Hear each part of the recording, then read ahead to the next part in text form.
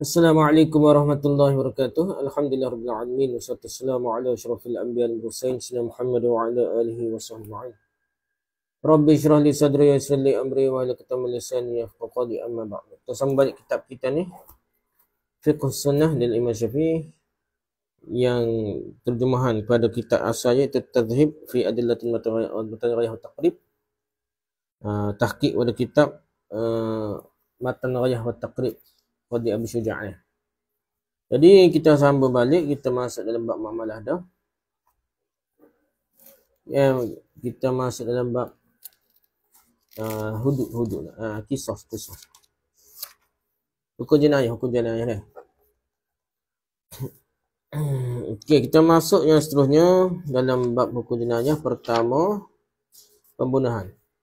Jenayah kedua ialah syarat wajib qisas. Topik yang kedua ialah syarat wajib qisas. Syarat wajibnya qisas ada 4 perkara. Pertama, pembunuh adalah orang yang baligh dan berakal. Budak-budak tak wajib qisas lah. Pertama, wajib qisas ni pembunuh adalah orang baligh dan berakal kerana qisas adalah hukuman fizikal. Dan hukuman tidak diwajibkan kecuali atas sebuah kesalahan. Sementara perbuatan anak kecil atau orang yang gila tidak dapat dikriteriakan sebagai kesalahan. Sebab mereka tidak dianggap sah dalam hal merancang pembunuhan. Bukan mereka rancang tak khabar dah. Tak sengaja ke tak khabar. Sehingga mereka tidak dapat digolongkan ke dalam orang-orang yang berhak mendapatkan hukuman. Mereka tidak boleh jatuhkan hukuman qisas kerana pembunuhan meskipun dalam bentuk pembunuhan yang disengaja sekalipun. Sengaja pun tak boleh hukum bunuh. Nak pergi hukum lain lah. Dia ke apa tahulah. Tapi yang pentingnya dia bukan hukum bunuh tu lah. Hukum balas bunuh. Yang kedua, pembunuh bukan ayah dari yang terbunuh. Meskipun seorang ayah sengaja membunuh anaknya sendiri, ia tidak dihukumkan dengan hukuman qisas bunuh balas. Ini seiring dengan hadis Daraqutni jilid 3 muka 41, bahawasanya Rasulullah SAW bersabda, la yuqadu lil ibni min abihi. Seorang ayah tidak diqisas, dihukum bunuh balas lah kerana membunuh anaknya. Demikian juga dengan datuk dan seterusnya ke atas lah. Datuk bunuh cucu dia tak boleh hukum bunuh balas lah. Dia kena hukum lain lah. Yang ketiga, darjat orang yang dibunuh tidak lebih rendah dari pembunuh. Baik kerana terbunuh adalah hamba sahaya ataupun bukan muslim. Jadi ikut ni lah mazhab kita ni. Keadaannya kalau kafir kena bunuh orang Islam, dia tak boleh hukum bunuh, dia kena pergi ke hukum lain lah. Dia ke apa kejar ke lain-lain lah. Dia tak boleh pada hukum bunuh balas dah. Kalau orang Islam bunuh orang kafir, orang hamba merdeka bunuh hamba sahaya. Dia kira tak sama taraf lah. Perempuan pula tak tahulah. Imam Bukhari 1507 meriwayatkan dari Ali radhiyallahu anhu bahwasanya Rasulullah SAW bersabda, la yuqtalu muslimun bi kafir. Artinya seorang muslim tidak dikenakan hukum qisas bunuh balas balik kerana membunuh orang kafir. Hukum lain itu ada, hukum bunuh tak ada. Allah Ta'ala firman dalam ayat qisas al-hur bil hur. Artinya orang merdeka yang diqisas dengan orang merdeka. Ali radhiyallahu berkata yang sesuai dengan sunnah Rasulullah ialah seorang yang merdeka tidak diqisas kerana membunuh seorang hamba sahaya. Itu hukum balas lah. Hukum lain lah. Dalam hadis Abu Daud 4517 disebutkan seorang yang merdeka tidak diqisas, tidak dihukum bunuh balas kerana membunuh seorang hamba sahaya. Hukum lain lah. Dia apa-apa tapi tidak siapa hukum bunuh balas balik lah. Pasal orang hamba sahaya ni asalnya dia orang yang selamat daripada kena bunuh perang dah. Itu asalnya, bukan ambil kosen dah. Orang yang selamat daripada hukum dibunuh perang, maka orang tu ada nyawa lah kepada tuan dia lah. Gitulah. Hutang nyawa, jadi dia kalau terbunuh, kena bunuh balik pun tidak sampai tahap tu lah. Cumanya tetap dosa lah. Banyak hukum lain lah. Yang keempat, orang ramai dijatuhkan hukuman qisas kerana membunuh seseorang. Ramai orang bunuh, maksudnya ramai orang kena hukum bunuh belaka. Imam Malik meriwayatkan dalam kitab Al-Muwatta jilid 2 muka 171 dan Sa'id bin Musayyib. Dia berkata Umar bin Khattab mengqisas hukum bunuh balas balik lah sekelompok orang, 5 atau 7 orang kerana membunuh seorang saja. 5 atau sampai 7 orang ni dia bunuh, mereka berusaha kena 5 atau 7 orang ni kena hukum bunuh balas. Mereka bersama-sama membunuhnya dengan melakukan tipu muslihat. Umar berkata, jika seandainya semua penduduk Sana'a, semua penduduk Sana'a terlibat dalam pembunuhan itu, nescaya akan aku bunuh mereka semua sekali. Gitu. Riwayat seperti ini juga diriwayatkan dari sekian selain Umar Khattab dan tidak seorang pun dari sahabat yang mengingkarinya. Ketetapan ini sudah menjadi ijma'. Sebagaimana qisas berlaku bagi nyawa, maka qisas balas balik ni juga berlaku bagi anggota tubuh. Tak sampai mati pun, kita tak hukum kisah balik lah. Allah SWT, wa katabna alaihim fiha anna an-nafsa bin nafsi, wal 'ayna bil 'ayni, wal anfa bil anfi, wal udhna bil udhni, was sinna bis sinni, wal juruha qisas. Artinya, dan kami tetapkan terhadap aurat mereka di dalamnya bahawasanya jiwa dibalas dengan jiwa, mata dengan mata, hidung dengan hidung, telinga dengan telinga, gigi dengan gigi, dan luka-luka pun dengan kisasnya gigi juga. Surah Al-Maidah ayat ke-45. Syarat wajib qisas terhadap anggota badan setelah syarat sah wajib qisas yang disebutkan di atas ada dua. Ada persamaan dalam keadaan anggota tubuh badan, seperti bahagian kanan dibalas dengan bahagian kanan, kiri dengan kiri, dan tidak terdapat kelumpuhan pada salah satunya antara qisas dan dilukai. Kerana hakikat qisas adalah kesetaraan, dan tidak ada kesetaraan antara anggota tubuh kanan dengan kiri dalam segi manfaat, dan di antara anggota tubuh yang lumpuh dengan tidak lumpuh. Setiap anggota badan yang terputus dari persendirian maka wajib diqisas, kerana terwujudnya makna kesetaraan. Berbeza jika terputusnya dari selain batas persendirian. Tapi itulah, bila boleh itu lagi tu jemaah kena bayar dia lah. Tidak ada kisah terhadap luka kecil, luka kecuali luka yang dalam, yang mengoyakkan daging sampai menit tulang. Allah SWT firman, wal juruha qisas, dan luka-luka pun ada kisasnya. Surah Al-Maidah ayat 45. Qisas makna asalnya adalah kesetaraan atau setimpal. Balas balik setimpal lah, sebagaimana anda ketahui. Kerana itu tidak ada qisas lain pada luka dalam yang mengoyak daging sampai mengenai tulang.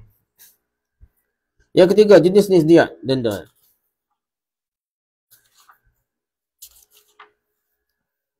Diat terbahagi pada dua, iaitu diat mughallazah dan diat mukhaffafah. Diat mughallazah berupa 100 ekor unta. Mughallazah sebut mughallazah ni 100 ekor unta. 30 ekor unta hiqah usia 4 tahun. 30 ekor unta jazah usia 5 tahun. Dan 40 ekor unta khalifah yang mengandung dalam perutnya. Nilai dia lah.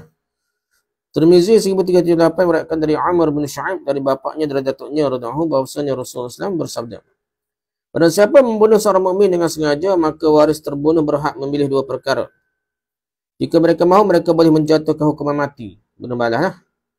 Jika mereka mahu, mereka boleh meminta diat, ganti rugi lah.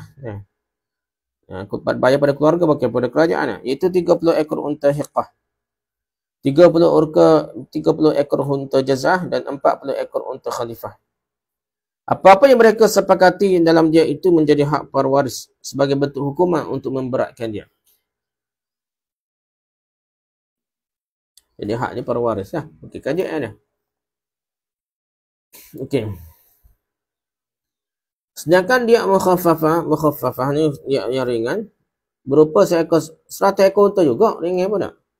Dia terdiri daripada 20 ekor unta hiqah, hak usia 4 tahun tu, 20. Tak ada 30 dah. 20 ekor unta jaza'ah.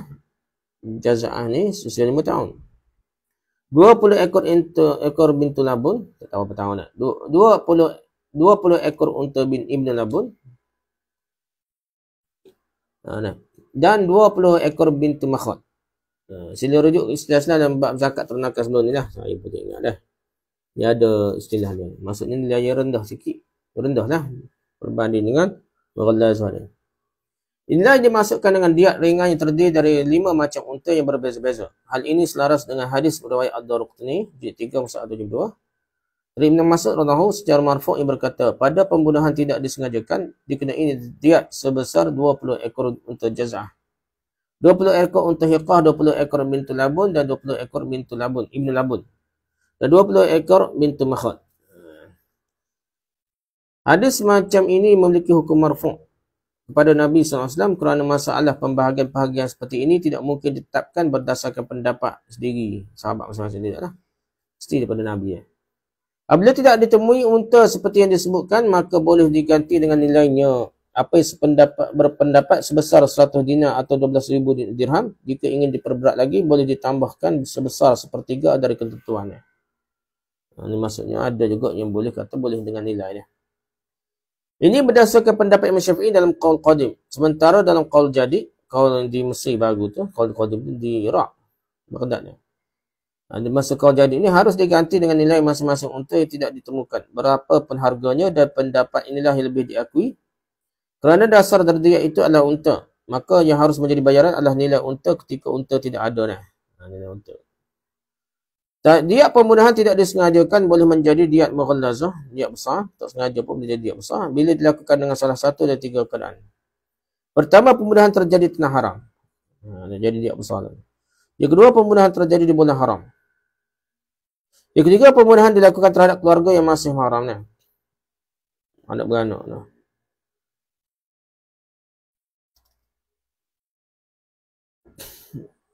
Mahram ni haram kahwin, maksudnya keluarga yang dekat lah.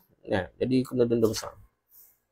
Jadi masukkan dalam tanah haram adalah tanah haram Mekah. Bulan haram adalah Zulqa'dah, Zulhijjah, Muharram dan Rajab. Bulan masa tu kena bayar diat mughallazah. Dan ini adalah perbuatan para sahabat yang sangat sudah masyhur di kalangan mereka. Diriwayatkan dari Umar radhiyallahu anhu, dia berkata, barang siapa membunuh di tanah haram atau terhadap keluarga yang masih haram atau di bulan haram, maka dikenakan denda diat mughallazah. Denda yang besar lah. 100 ekor tu yang nilai mahal. Okey. Hadis seperti ini juga diriwayatkan dari Uthman radhiyallahu dan Ibn Abbas radhiyallahu anhu, hadis Bahaqi. Silakan lihat kitab Takmilatul Majmu' jilid 17 muka surat 307 dan seterusnya. Dia seorang wanita, separuh dia lelaki. Dalilnya hadis riwayat Umar, Uthman, Ali dan Ibn Mas'ud dan lain.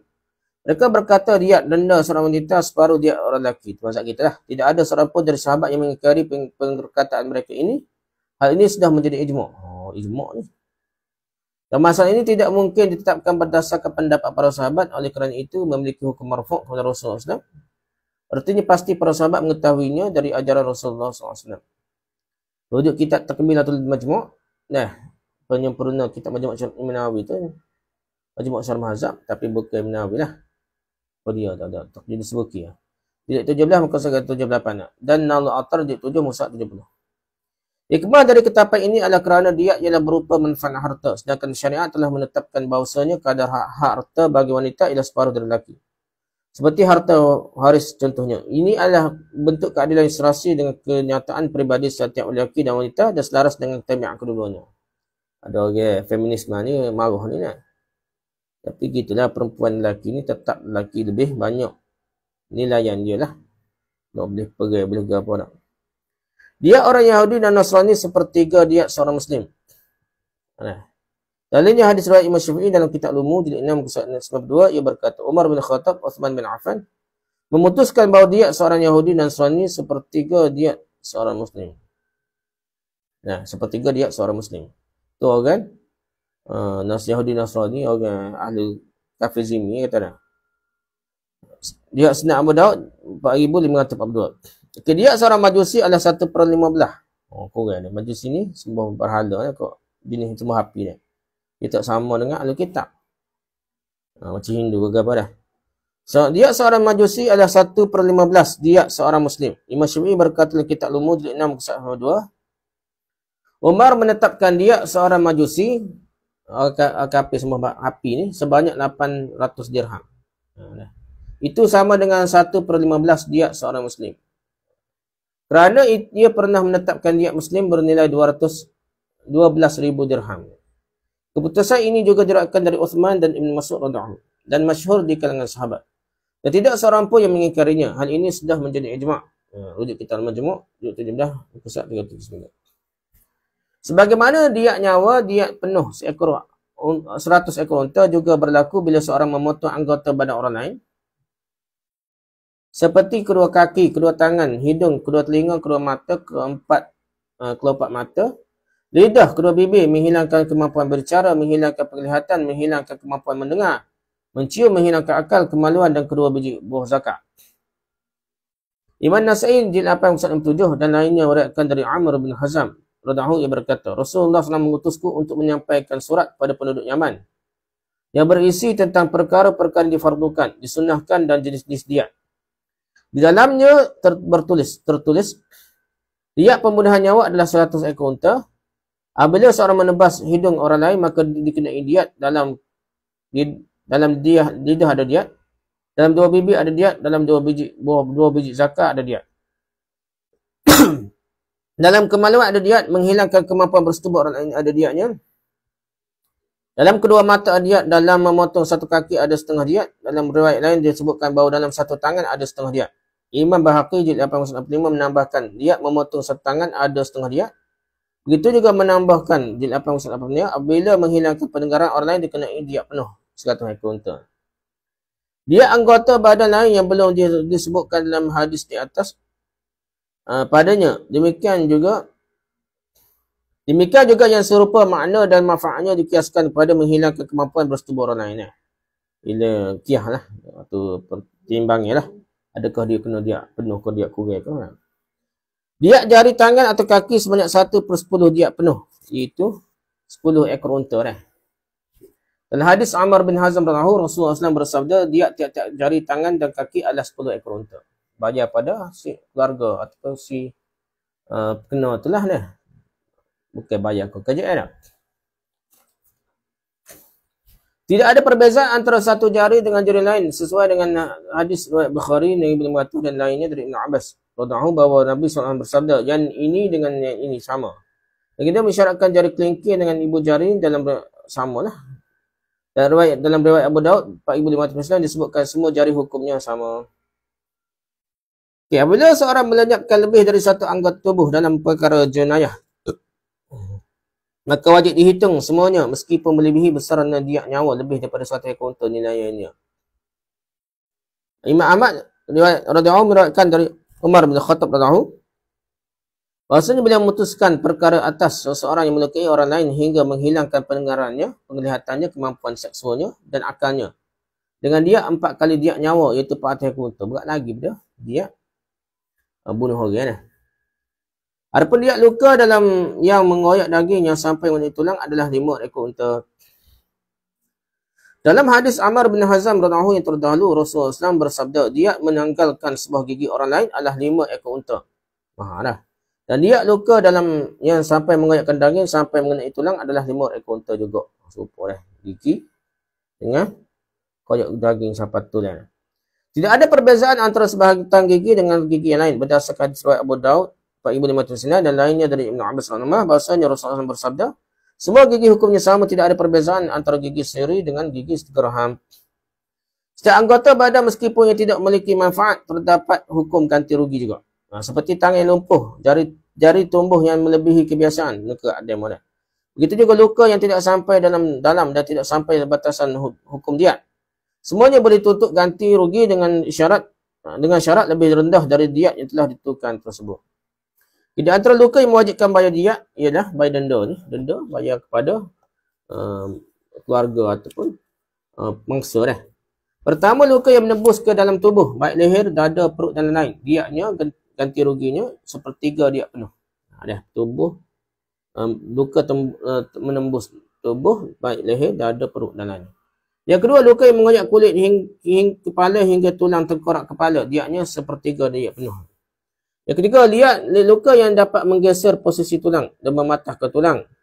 Diatnya 3/20 diat penuh. Yang menerangkan ketiga masalah ini adalah hadis Amr bin Hazam radhiyallahu bahwasanya Rasulullah SAW bersabda, wa fil ma'munati thuluthud diyati, wa fil ja'ifati thuluthud diyati, wa fil munaqqilati 15 min al-ibil. Artinya diat luka yang menembus ke dalam tubuh adalah 1/3. Diat luka yang mengoyak kulit kepala adalah 1/3. Dan diat ganti rugi yang boleh menggeser posisi tulang adalah 15 ekor unta. Okey. Yang keempat, luka yang dapat memecahkan tulang, maka diat ganti ruginya 1/10 diat. Penuh. Di alinnya Imam Bahaqi 892 dari Zaid bin Sabit radhiyallahu yang berkata, diat yang dapat memecahkan tulang ialah 10 ekor unta. Kitab Takmilatul Majmu' jilid 17 muka surat 302 dan 303. Dia ganti rugi membunuh seorang hamba sahaya adalah senilai harganya, dan dia ganti rugi janin yang masih dalam kandungan adalah seorang hamba lelaki atau perempuan. Dalilnya adalah hadis riwayat Bukhari 1516 dan hadis Sahih Muslim jilid surat 1631. Dari Abu Hurairah yang berkata, dahulu ada dua orang wanita dari suku Huzail bertengkar. Salah seorang dari kedua-duanya melempar orang yang lain dengan sebongkah batu hingga membunuhnya. Dan membunuh janin ada dalam perutnya juga. Maka orang mengadukannya kepada Rasulullah SAW dan beliau memutuskan bahawasanya dia janin yang ada dalam perutnya adalah seorang hamba sahaya lelaki atau perempuan. Dan beliau menetapkan bahawa dia wanita terbunuh tersebut dibebankan kepada keluarga si pembunuh.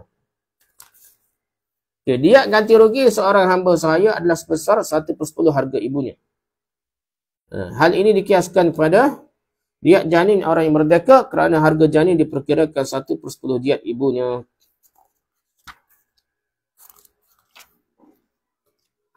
Okay, kita habis sikit. Yang keempat ada saksi pembunuhan.